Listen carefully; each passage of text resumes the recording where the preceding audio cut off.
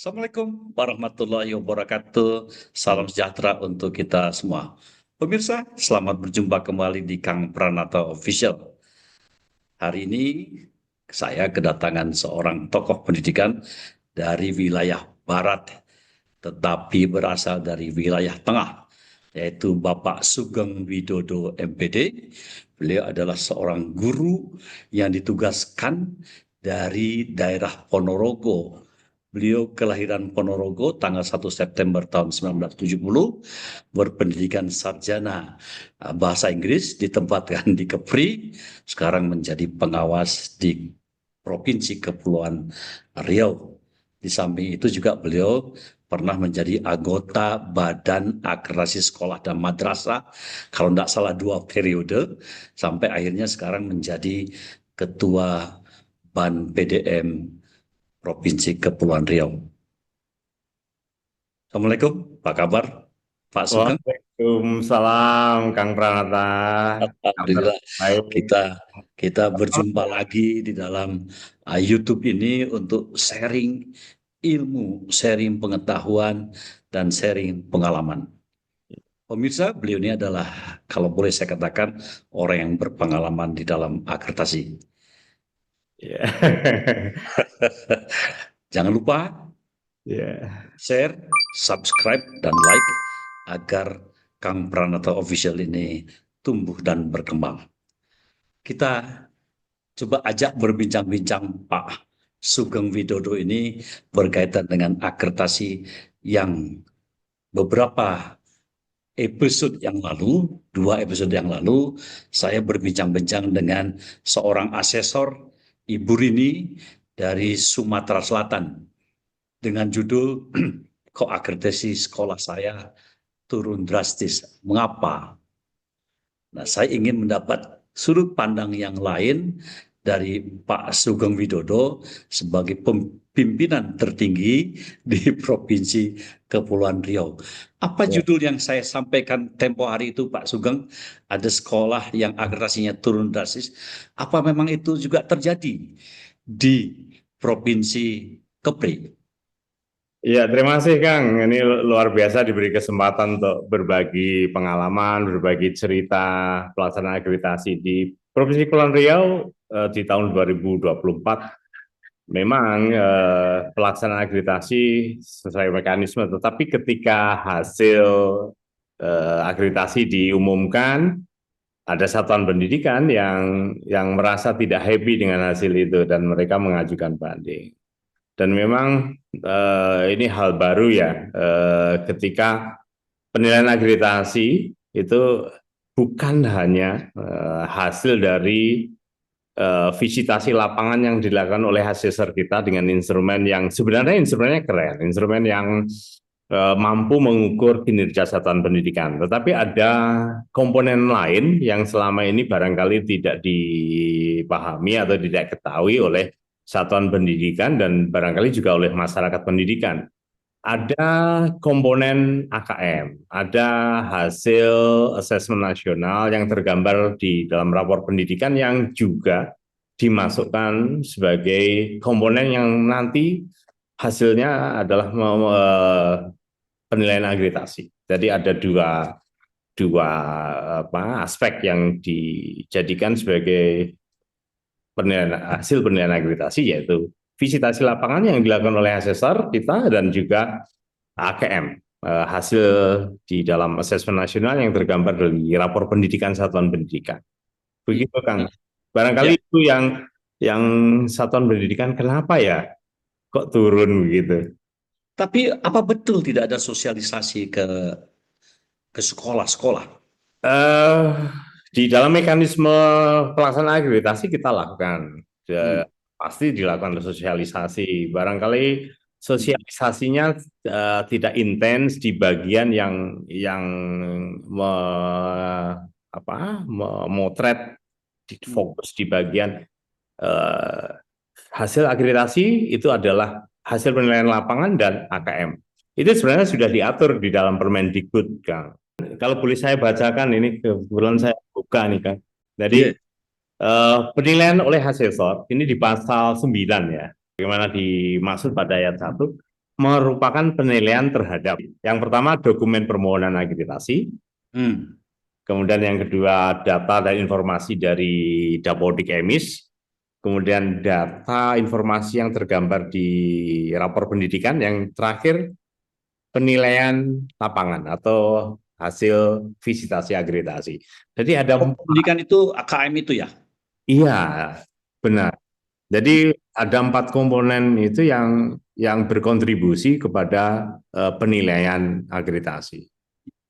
Dan itu kalau dibunyi pasal 9 itu dibunyikan di sana. Penilaian oleh asesor adalah penilaian terhadap A, B, C, D. Jadi 4 ini harus menjadi bagian dari penilaian akreditasi.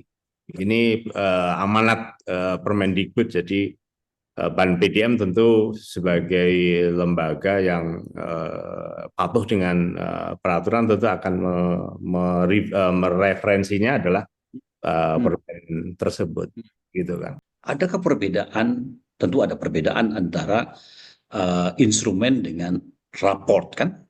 Kalau Dapodik, Dapodik dan Emis itu juga sebenarnya di rapor pendidikan juga ada di situ, bukan? Ya, jadi kalau sebenarnya dimensi yang dipotret oleh rapor pendidikan itu selaras dengan apa yang dipotret oleh asesor di dalam visitasi lapangan dengan instrumen akreditasi itu. Selaras, Kang. Jadi misalkan kalau kalau di instrumen kan ada 3 komponen utama yang kita potret. Kinerja pendidik dalam proses pembelajaran, kemudian kepemimpinan kepala satuan pendidikan dalam mengelola satuan pendidikannya, kemudian iklim lingkungan belajar. Kemudian ada hasil belajar. Hasil belajar ini yang di instrumen kita hanya SMK saja yang memotret hasil belajar. Untuk instrumen Tidak ada. hasil belajar ini diambil dari apa yang diperoleh dari asesmen nasional, yaitu di indikator kompetensi lulusan, prestasi dan karakter. Baik. Bagaimana menurut Pak Sugeng tentang AKM? Apakah dia murni menggambarkan kondisi sekolah? Ya, kalau saya berpandangan kita harus hati-hati ya, memastikan kalau data ini benar-benar valid ya. Karena proses penghimpunan data selama asesmen nasional kan juga kita tidak tahu pasti apakah terkontrol, terawasi dengan baik. Kemudian sampel yang diambil, sampel yang diambil kan terbatas 45 peserta didik, itu Kang. Dan kita tidak tahu apakah ada mobilisasi dalam pengisian instrumen, termasuk survei lingkungan belajar yang diisi oleh pendidiknya, oleh gurunya. Karena dari studi lapangan yang saya lakukan, karena saya juga pengawas satuan pendidikan, jadi kami komunikasi dengan baru-baru ini kami menganalisis hasil rapor pendidikan di satuan pendidikan. Dari didapati bahwa hasil di rapor pendidikan itu tidak semuanya sinkron dengan apa yang kepala sekolah amati selama 1 tahun belakangan. Jadi tanya apakah bagaimana pelaksanaan asesmen nasional, bagaimana pelaksanaan survei lingkungan belajar, ternyata tidak dikawal dengan baik gitu, diawasi dengan baik, sehingga ada kekhawatiran kami jangan-jangan AKM ini tidak valid. Tapi kalau untuk penilaian lapangan, saya percaya asesor kita asesor yang profesional bisa memotret sesungguhnya satuan pendidikan. AKM itu berarti, sorry kalau salah ini, ada hal-hal yang masih meragukan ya. Bisa jadi begitu, karena laporan dari satuan pendidikan mereka bertanya-tanya, kok bisa ya Pak hasilnya begini. Jadi Pak Sugeng pernah tahu ada pepatah, data tidak pernah bohong, tapi para pembohong yang memanipulasi menyediakan data. ya. Nah, itu yang kita khawatirkan kan. Ya. Hmm. Ada buku statistik di Barat itu ya yang mengatakan berbohong melalui statistik. Ya. Jadi data tidak pernah bohong, tapi para pembohong yang menyiapkan data. Apa Ya. kemungkinan itu juga terjadi pada saat AKM ya? Karena ada kondisi-kondisi tertentu yang sebenarnya tidak terjadi ya. Iya, iya. Itu yang kemungkinan ya. Karena bagaimana di lapangan di Kepri para pengawas memandang AKM itu? Ya.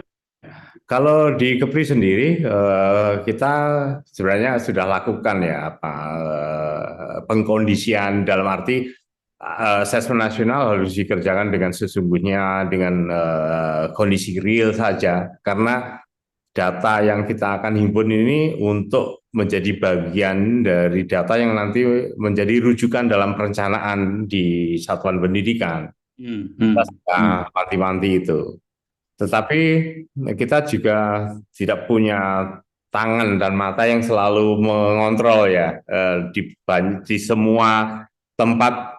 Bisa jadi ketika melakukan pengisian survei lingkungan belajar pendidik dengan soalnya sekitar 112 Kang. 112 butir 12 pertanyaan. pertanyaan dan satu pertanyaan itu beranak pinak gitu ya gitu ya narasinya panjang ini kalau tidak fokus hanya asal checklist dikhawatirkan hasilnya tidak menggambarkan kondisi sesungguhnya. Jadi dari sudut dua hal ini kan kita melihat akreditasi ini, satu dari AKM, yang Ya. kedua dari penggunaan instrumen. Kita bahas dulu AKM, ternyata itu masih menimbulkan hal-hal yang mustahil ya, apalagi dengan beranak pinaknya itu. Yang mengisi siapa itu, Pak? Kalau AKM kan ada asesmen nasional itu peserta didik. Hmm. Survei lingkungan belajar diisi oleh pendidik dan kepala satuan pendidikan. Hmm. Hmm. Dan di rapor pendidikan itu juga menggunakan tracer study untuk SMK. Ya, Ya, ya. di tracer study itu juga agak sulit untuk memastikan lulusan alumni 2 tahun yang lalu mengisi tracer studies dengan sukarela sehingga respondennya juga tidak maksimal. Baik. Baik. Itu dari segi AKM ya, yang masih dipertanyakan ke apa namanya keabsahannya, terutama Sebenarnya dari segi bagus. sampelnya juga ya. Ya, sebenarnya bagus Kang, karena kita tidak punya instrumen yang pas ya, yang bisa diolah oleh sistem sehingga hasilnya dapat terpantau segera. Tetapi mungkin pelaksanaannya harus lebih diawasi dengan baik, kualitas pelaksanaannya harus dipastikan bagus dan instrumen ini dibuat sederhana saja, jangan sampai pemahaman guru terhadap instrumen itu tidak maksimal sehingga pengisiannya buru-buru dan seterusnya. Bagaimana peran pengawas untuk AKM itu? Ya kita sebelum pelaksanaan AKM kita melalui dinas pendidikan kan kita kepanjangan tangan dari dinas pendidikan fungsional yang mendampingi satuan pendidikan untuk memastikan selama sesi nasional pastikan peserta didik siap fisik dan mental. Ini Baik. penting kan, siap fisik dan mental. Saya dengar instrumennya itu dikotomus ya, 01. Ya, Ya, benar. tidak. Bahwa ini juga banyak bermasalah. Menurut Pak Sugeng bagaimana nih? Ya ini sulit ketika kita mengukur sebuah kualitas kemudian hanya dengan pilihan yang sangat ekstrim ya. Ya, tidak gitu kan. Sebuah performance, sebuah kinerja itu sudah terlihat, sudah mulai ada berkembang. Kemudian kita kasih 0 gitu kok nggak bagus ya. Tapi kalau kita kasih 1, bisa kasih skor 1 berarti terpenuhi. Cukup ya? Terpenuhi tapi ini sebenarnya sedang dalam proses berkembang. Jadi kurang kurang kurang fair Kang saya kira. Tapi saya Hmm. kira ini akan menjadi pertimbangan di Ban PDM dan saya kira melalui diskusi-diskusi masukan dari pakar pendidikan, masukan dari masyarakat, saya kira nanti akan menjadi pertimbangan. Kemungkinan akan ada gradasi. Itu. Hmm. Saya dengar banyak banyak banding bukan hanya ke provinsi, Hmm. tetapi juga ke kementerian, ke Pak Menteri. Hmm. Apakah ini memang terjadi karena perpaduan antara dua hal yang berbeda tadi, AKM dengan instrumen akreditasi? Menurut Ya. Pak Sugeng gimana itu?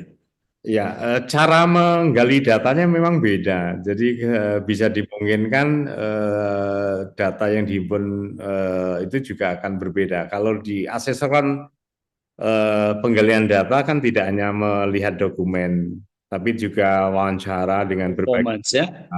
dokumen, mengobservasi Hmm. kinerjanya.